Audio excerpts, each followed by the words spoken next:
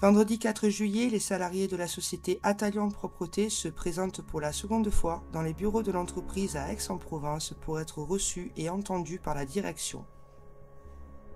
Ces travailleurs se retrouvent depuis plus d'un mois sans travail en raison de la rupture de contrat entre le prestataire Atalian et la Régie des transports marseillais. C'est en septembre 2024 qu'Atalian reprend le marché suite à la résiliation du contrat de Laser Propreté qui avait été marqué par des conflits sociaux entraînant d'importants retards dans les tâches.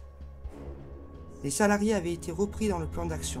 Cependant, en juin, le retard laissé par la société Laser Propreté a généré un problème de manque d'effectifs. Les salariés dénonçaient d'importants dysfonctionnements empêchant de travailler correctement. La RTM a décidé de résilier le marché le 17 juin pour des raisons opaques ciblant un coût trop important.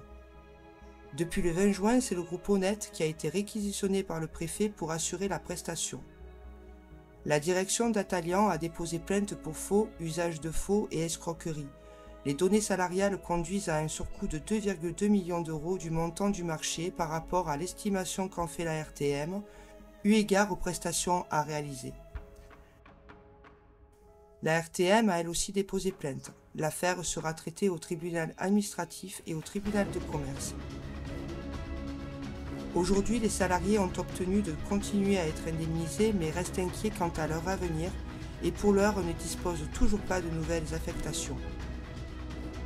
L'incertitude et l'anxiété se lisaient sur leur visage. Leur échange avec la direction ce matin a répondu à quelques questions et le nouveau directeur, fraîchement débarqué d'une semaine, a promis d'étudier au cas par cas les dossiers de chacun afin de trouver avec eux des solutions. Le syndicat des Gilets jaunes, représenté par 3 mandataires, ainsi qu'un délégué représentant l'UNSA, étaient présents pour soutenir, poser des conditions et trouver des accords.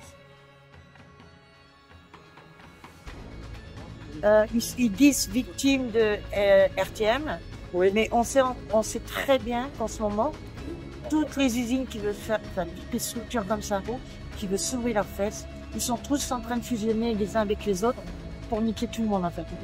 Donc, au point final, le salarié n'est jamais gagnant. Donc là, on va essayer que ça s'arrête.